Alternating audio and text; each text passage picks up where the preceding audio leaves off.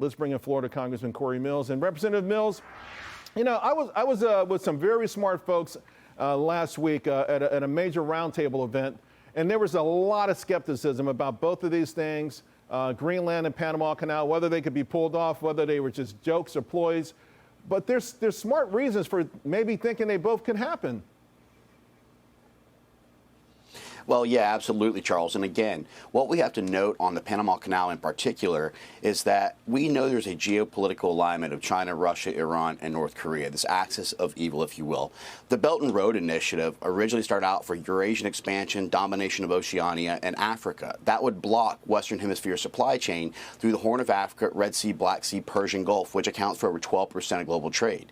The Panama Canal is now facing the same thing with China's economic coercion on both Panama and Honduras. And so this is a canal we not only invested time, effort, money, and lives in, but also as a key pivotal role when it comes to getting in different types of goods and trades and things like this. So I think that the president's making a very strategic play when it comes to the Panama Canal. And with Greenland, obviously that would actually be a very strategic play with regards to putting in things that could be utilized by NORAD, but also helping us on the European front and also in response times. And so, again, like you pointed out in your preface to this, they laughed at him about Space Force. They laughed at him when he talked about replacing NAFTA with USMCA. They laughed when he talked about his Remain in Mexico policies and all the other things, and he's been proven correct every single time. I want to switch gears here because you've helped to introduce a bill that will restrict trading and ownership of certain financial instruments by members of Congress. I'm saying hallelujah. Walk us through how it would work. Well, look, at the end of the day, the very thing that Congress does on a day-to-day basis is what we would get someone like Martha Stewart for insider trading on. There are certain committees of jurisdiction in which people sit on or oversee where they know exactly what's coming out, what's going to pass, and what's coming to the floor. And as a result of that, they almost have an early start in their efforts to be able to buy stocks and things that they know will go up as a result of those different types of appropriations. That, in my opinion, is wrong.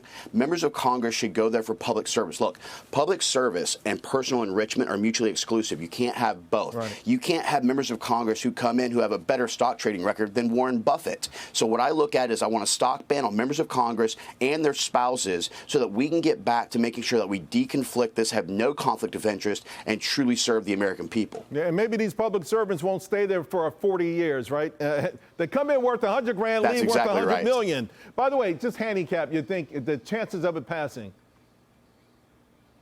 Well, I think it's pretty good. Look, we've gotten some co-sponsorship on this as a bipartisan bill, but you're exactly right, Charles. You shouldn't come into Congress to make 174 and come out making 115 million. You need to be there for the right reason. That's public service. And I guarantee if this passes, you'll see a lot of people resign from Congress and people will come in who are real statesmen. You just, we got a minute to go, but you've been named the chairman of the House Foreign Affairs Subcommittee on Oversight and Intelligence. What's your top priority?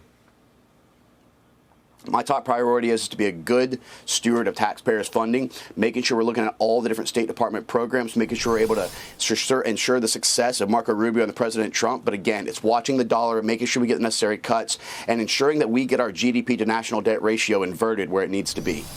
All right, 15 seconds to go.